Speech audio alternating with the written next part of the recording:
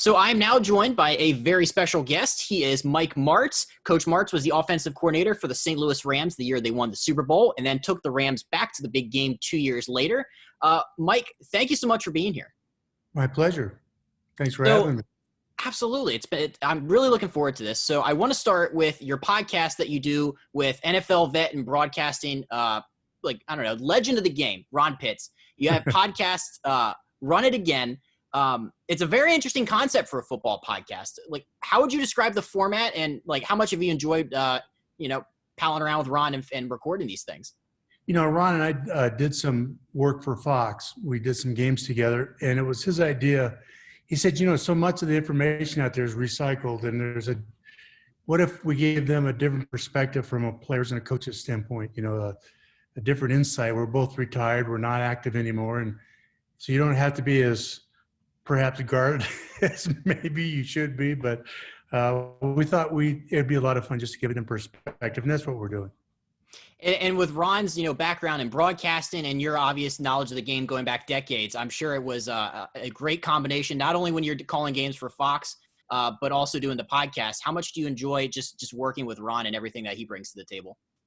Ron does such a great job of moving us in and out of topics, and then we get onto things. It's not really detailed out or planned out like you would normally think, which is what we wanted. So he can kind of morph us through things, and we hit something that we really want to talk about that we get caught up on. It's exciting. You don't have to speed through things. You can spend time going over some things in detail from a different perspective than most people get. Did you enjoy your time as a broadcaster? I know you and him called a couple games late in the year one year. I was awful. Ronnie's really good. Poor guy. It's kind of like putting a diamond earring in a pig's ear. Here's Ron. He's this polished broadcaster, and I wasn't very good at it, to be honest with you. I did like it. I felt like I was getting better at it, but I don't think I was particularly good. And it was not a good fit for me. When it comes to podcasts, it's an awesome space. Were you a podcast listener before? Did you have any background in listening to those podcasts? I wasn't. Ron had explained, I didn't know a whole lot about podcasts, and he kind of explained to me what was going on. And when we launched this thing, he kind of laid out what we wanted to do with it, try and be as loose as we can and move in and out of topics. And, if we had 4 topics we want to talk about, we don't get past one, then that's the way it goes. So that's kind of what happened. How did you guys meet? Did you meet, what year did you meet? What was kind of the backstory of how you and Ronnie came back? So I met Ron when he was playing at UCLA. I was coaching at Arizona State.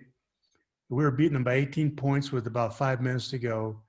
And he scored a touchdown. He ran a pick back for 6, and they tied us. And we had a comfortable lead, 18. There's just no way, 16 points. So they got 2 touchdowns and went for both extra points and got him and tied us. And he was kind of the hero in that game. That's how I met Ron. And then through the years in broadcasting, when I was head coach of the Rams, I did all those, the production meetings that you have to do. And I got to know Ron a little bit, especially when he's with John Madden and that whole crew. And from that point on, our friendship grew. And then we worked together at Fox and got to know each other pretty good there. And we have a lot of things that we probably look at things similar in some respects, and then of course disagree in some things, but we're very good friends. Right. Did you need to take that, by the way, or are you good? No, I'm sorry. I'm sorry. Go ahead. No, don't worry about it. All right. So I want to talk about your career because it is such an interesting football life that you've kind of lived. So you were credited with creating the greatest show on turf, which, by the way, love the nickname. Shout out Chris Berman for the nickname. In the late 90s with the St. Louis Rams. During that time in football, what trends did you notice in the game that made you kind of go outside of the box and go pass happy like the offense you ran was? When I came into the league in 92, 93, there was a kind of a boxed offense and defense that you just did, and everybody was kind of the same. And it was a little different than college. I just come over from the Pac-10. And then it's about that time they started all those zone dogs throughout the league. And the move at that time was to bring them all in and block them all. And we just did the opposite. We spread them all out and through to hot receivers, and if you can cover them, by the time we get the ball snapped, we're going to move and shift. And if you can get lined up right and cover them, God bless you. But we don't think you can. So that's kind of what we did.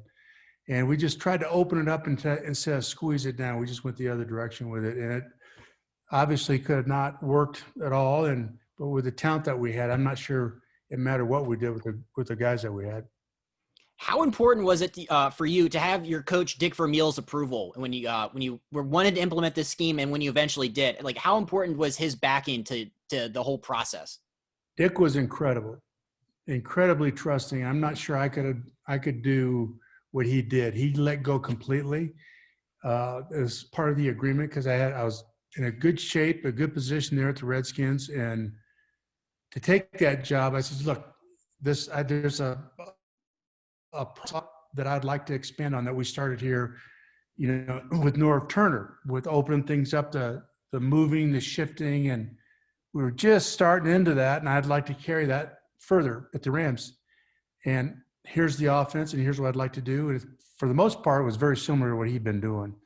And he was all for it. He's very supportive. There was never a moment where he was not supportive, even when things weren't going real good. I remember our first game against Atlanta, they had just been in the Super Bowl. This is like our second game of the season in '99, and we're on about the 35 or 30 going in, and it's 3rd and 4. And he said, look, Mike, we just need to get a field goal out of this. And of course, we were throwing at the end zone, and I said, Dick, we're going to throw a touchdown. And of course, fortunately, we threw a touchdown, and he said, you just fine, just do what you got to do. And it was really, really cool that way. He just let us go.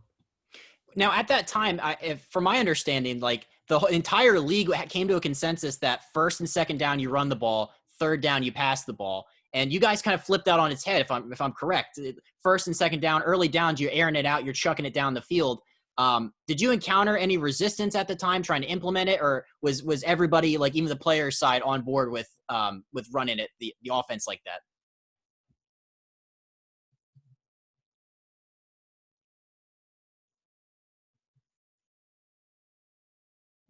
Hello? Hello? Coach Mike?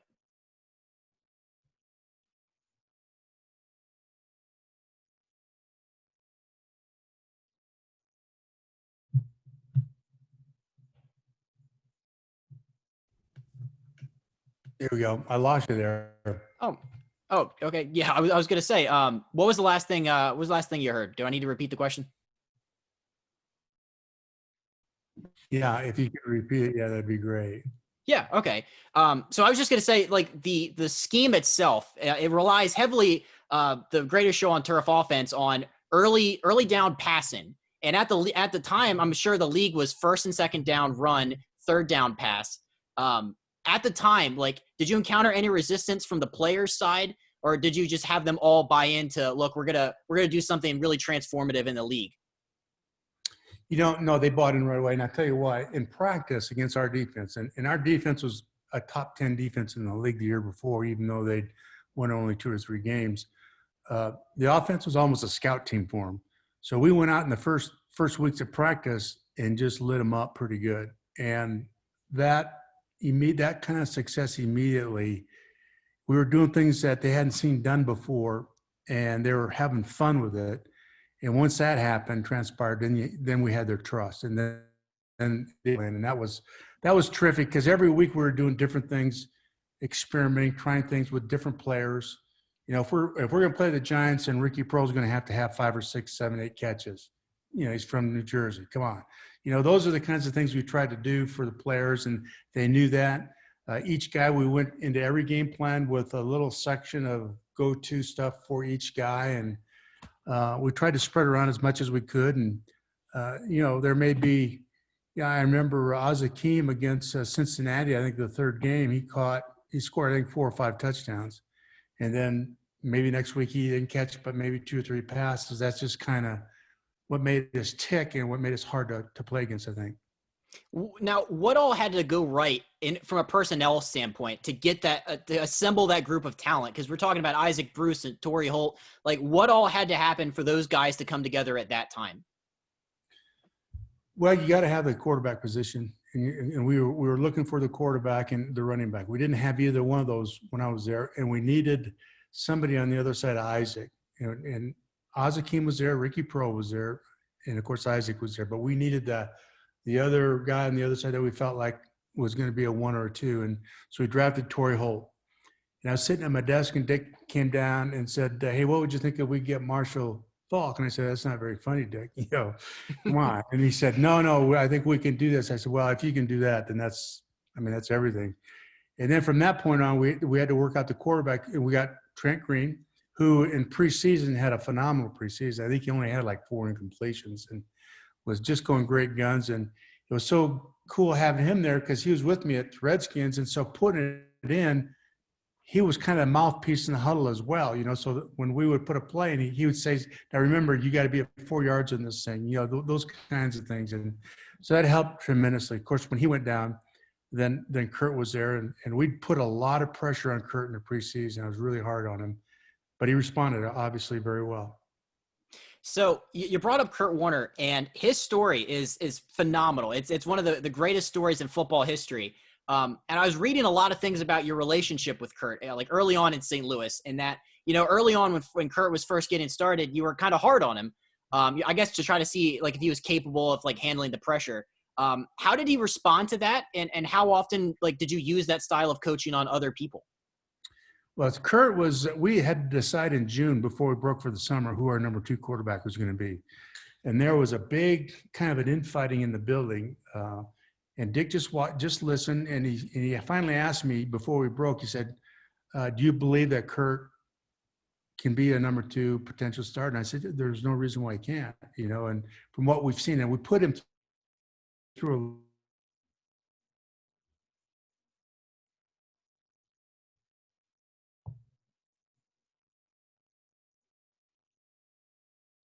and Dick and I were both very high on him. So Dick said, "Well, let's go. Let's do it then." So we did. And when the season started and we went to camp, I just felt like he had never been in those pressure type situations. Even though he was at Northern Iowa, he started just his 5th year. So we had to find out how he'd respond. I was really, really hard on him and made life miserable and just ground him and tested him and pushed him, and nothing was ever good enough, and I'm sure he was miserable, but he didn't crack. He responded so well. In fact, he excelled. So that had to make you feel good. What's the famous story? It was like during a practice or something where Kurt was under center and the center mishandled the snap, and you came over and you kind of lit into Kurt a little bit. Is that kind of how that went? Yeah. Andy McCollum was trying to make the team. Andy McCollum ended up being our starter and a great center for us. But at that time, he'd come in, I think, from New Orleans, and he was just trying to make our team. So he's running with the second, Mike Grudoria was our starter. So Andy's trying to make this team, right? So Kurt's in there with the second group, and I'm watching this, we call it inside drill, the run drill, and I'm watching him underneath the center, and I see the ball come up halfway, never touches Kurt's hand at all. And so he hits the side of his leg in the snap, and he's a little quick with the snap, and he misses the quarterback's hand. The ball's on the ground. Defense gets the ball. They have a pep rally, going screaming, hollering, all that stuff. So I just lit into him and said, "Hey, if you can't get the snap, you got to get out. Go on down and play catch with the kickers or something, And he undid his chin strap. He said, "All right." And he jogged away, and he put his hands on his hips, and I just kind of watched him a little bit, and just to see what he'd do. And I watched Andy, offensive lineman, and they, Andy felt terrible, of course. So, I really lit into him. After practice, Dick calls the team up and has a few words, and then they break. And Kurt's jogging off to the locker room. Of course, Andy sprints after him with the rest of the offensive linemen. He never, it would have been so easy to say, "Well, it wasn't my fault. I never got the ball." One of those things, And of course, had he done that, we'd have had a different perspective of him. But he just bucked up and said, "Hey, no problem. I'll deal with this." And when he did that, when he handled that, because I'm got to tell you now, I was more brutal on him than I've ever been on any player at that point. And he was just incredible the way he handled it. Did you have an inkling, before you started to, light into him for all that stuff? Did you know ahead of time, I think this guy's got it? Or were you just trying to test him at that point? There's no question about his ability. Watch him in practice. His sense of anticipation with his throws and what he could see was really unique and different. And I've never really been around anybody quite like that. And there was a sense of confidence and just like he was on a mission. And that was very inspiring for me. But I just didn't know when things got really hot, whether he's tough enough inside. And once that happened, then it didn't make any difference what happened. He had me. I was convinced that this guy was more than tough enough to be the guy. So everybody now, of course, knows Kurt's like incredible story going from stock and grocery store shelves to Super Bowl champ. Were you and the coaches and everybody else, were you guys familiar at the time with just the incredible like adversity he had to overcome? Not really, just a little bit. I know Mike Holmgren had told me, he's a good friend, and Mike had said that he told me the story when he had him at camp up there. He was the fourth guy in camp, and he said, put the kid in for a few snaps, and they put him in. He got so nervous he couldn't call play, and so they cut him. So I think guys need to go. Those are my kind of guys. The Mark and Trent Green and John Kitna, those guys that come from, free agency or low round picks, and they bounce around, they get kicked around a little bit, and then they just get to the point where they say, you know what, I want this. I'm going to get this done. And then you got a player, So there's been around a number of those kind of guys. Of course, the talent with Kurt was very, very unique, but he's a unique guy. He's extremely tough emotionally, very, very tough. What exactly, if you had to boil Kurt Warner down as a player, what did Kurt Warner do so well that made him go on to eventually become a Hall of Famer? Kurt has a rare, very rare feel for the game at that position. His anticipation, what he can see and react to in a blink of an eye, most really good quarterbacks can only dream about. He has that, and he's extremely accurate. And of course, if he's not accurate, it doesn't make any difference what he sees. He can't get the ball there. So his anticipation, his ability to get the ball out under pressure was very unique. He'd get pounded and still complete the ball. Time after time, he'd make these great throws and have somebody come across his face with a forearm or, light him up, and it just never fazed him. And those are the things that made him so different, I think. The ability to make big plays under pressure and his ability to be so accurate all the time, consistently accurate. Did you follow like his career after he had left the Rams? Like there was a brief period where highs and lows of the roller coaster career of Kurt Warner, where St. Louis and he's getting cut and bounced around the league. Did you feel bad for him? Did you reach out to him at any point? I knew he was going to have a problem in New York, just because that transition in New York is. I didn't think that was a very good fit. When he went to the Cardinals, I really felt like he could impact them. And he did. It took some time. They had to build around him. They had to give him some guys to get the ball to, and then they had to come together with a really good offensive line. Initially, he just got splattered, and he just didn't get any protection at all. And then he started getting some receivers, got the ball. They started understanding what he wanted to do with the ball, and then they started bending the system towards him. And then that's when they started to have some success, I think. Yeah, and so I don't know if you've heard, but they're making a Kurt Warner biopic. And I'm curious if anybody's reached out to you or if you've had any kind of consulting role in that movie. No, they wouldn't. No, I'm sure that, no. Dang. If, well, I'm sure the Mike Martz character will have to be in there. I mean, you can't tell the story of Kurt Warner without, of course, yourself. Do you have anybody in mind? Like, have you thought about like who you would want to portray Mike Martz on the big screen? I think Elmer Fudd would do a great job, don't you? Oh my gosh. With Wesley Wabbits. Gosh, yeah. There's a couple people thrown around online. I just didn't know if you were aware of like, to be typecast as the Mike Martz guy, but no, that's awesome. So I want to talk about this season. I want to talk about the upcoming 2020 NFL season. I just want to get your thoughts on the protocols that the league has put in place. And I'm curious if you even think we're even going to have an NFL season. I think we'll have the season. I really do. I don't know that it'll be a season with any fans, which is probably the right thing to do. The protocol, if they follow it, there's no reason why we can't go through a season. There's going to be guys that test positive. Obviously, they go through protocol and come back in. And I'm very, very, very confident that that'll happen. But I believe it'll be a season without fans. Yeah, I think it's trending in that direction. So other sports like basketball and hockey are fortunate to have like the bubble where, everybody's kind of contained. But like baseball, I don't know if you've been following, but like baseball players are testing positive more and more every day. Do you foresee football going through those same challenges where you have to, the starting quarterback might be out because of COVID and the roster shuffle? Do you foresee that taking place? Well, there's no question that'll happen. It's who can adjust the best. You look at New England, there's got to be, they've got 8 guys that have opted out. So there has to be a system in place for them to replace those guys for a year. And I don't know what that system is. That's very, very difficult. I think everybody else is somewhere around 2 to 0 guys that have opted out. I think to start with, that's a real issue. Because those are guys that you were counting on.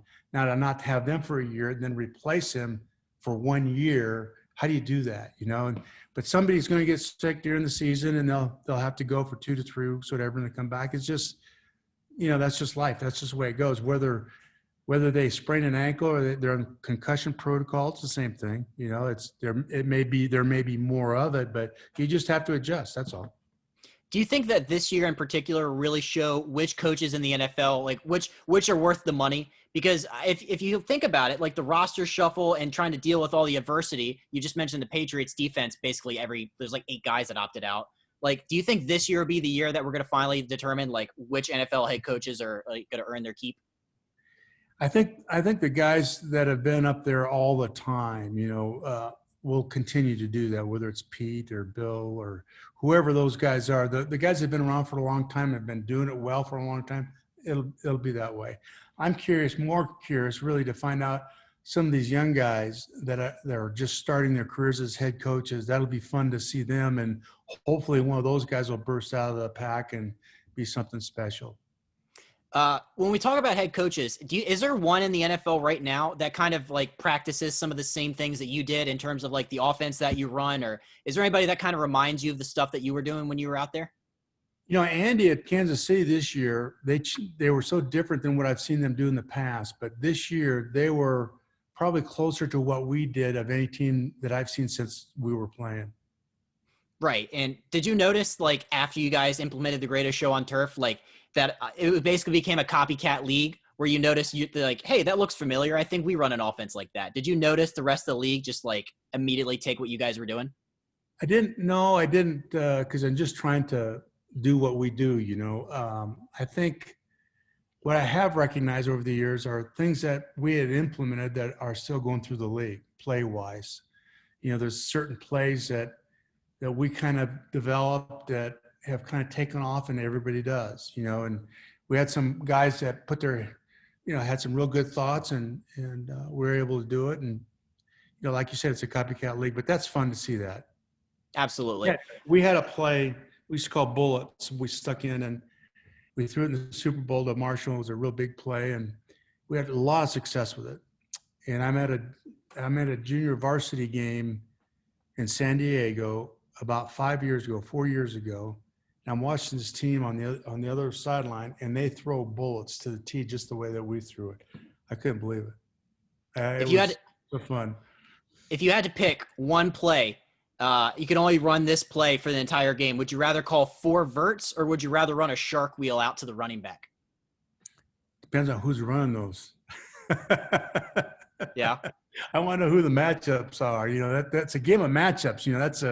The 4 verticals are great, but is it man coverage? No, then I want the linebacker on the back, and so it all depends on coverage and matchups. That's all. And that's you morph through the game. You go through that game trying to create these matchups and guess more or less or try to predict what the coverage is going to be so you can get those matchups. If it's 3 deep or 2 deep, yeah, the 4 verticals are great, but if it's man-to-man, it's not so good. Right. And then you're probably going to throw a couple picks in there and just, because, airing the ball out. But yeah. All right. I want to end it with a couple quick rapid fire questions because I know you've been so generous with your time. So besides the greatest show on turf, who in your opinion was the greatest wide receiver quarterback tandem that you've seen? I think Dan Fouts and JJ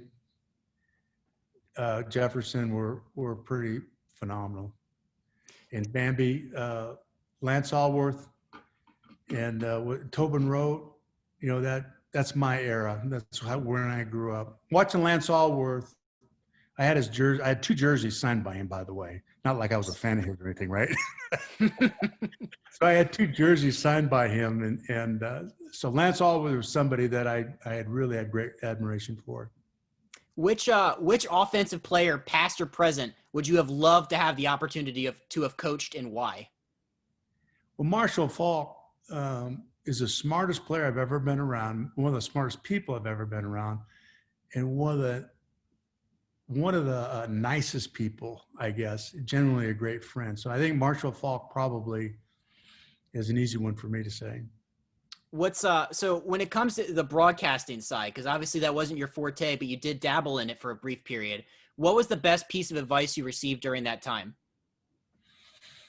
Well, actually, I got a lot of advice. My energy level in the booth wasn't very good.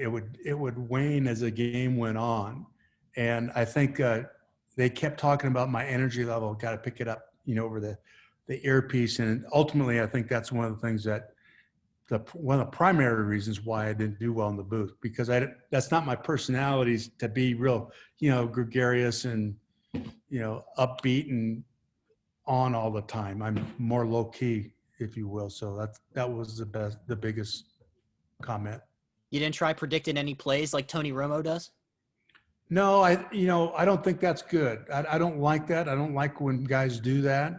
Most of the time they're wrong. What it comes down to, in my opinion, is most of the time they're wrong. And then they say, well, they should have run this, or they should have run that, or they run something different and they score, and it just makes them look bad. I mean, if you want to call plays and predict plays, then go in the film room and spend 12 hours a day all week looking at that stuff, and then come back and maybe predict a play. Otherwise, keep your mouth shut.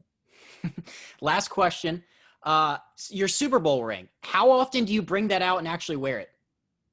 I wear it when I know people are going to want to see it, when we're around friends and stuff, or if I'm at a speaking engagement or whatever, but I don't wear it daily. It's kind of cumbersome. It's my right knuckle is bigger than my left knuckle, so I can only get on my left knuckle, which is my wedding ring. So it does. I don't wear it a whole lot. You don't wear it like to the grocery store, just, like let everybody know, like I won the Super Bowl? No. When I wear that ring, I put that ring on, the only reason I ever really wear it is to acknowledge, in my mind, and give thanks to those guys and the trip that we made together that season. Because not just the Super Bowl, is that whole season that we went through together was phenomenal. And to me, that ring just signifies, that whole journey that we went through. Paying respects to it. I love it. The podcast is called Run It Again. It is available on all podcast platforms. Coach Mike Martz, I appreciate you giving me a little bit of your time this evening. And, best of luck out there in Idaho. Hopefully you'll get out there and do a little fly fishing. Thank you, Justin. Appreciate it.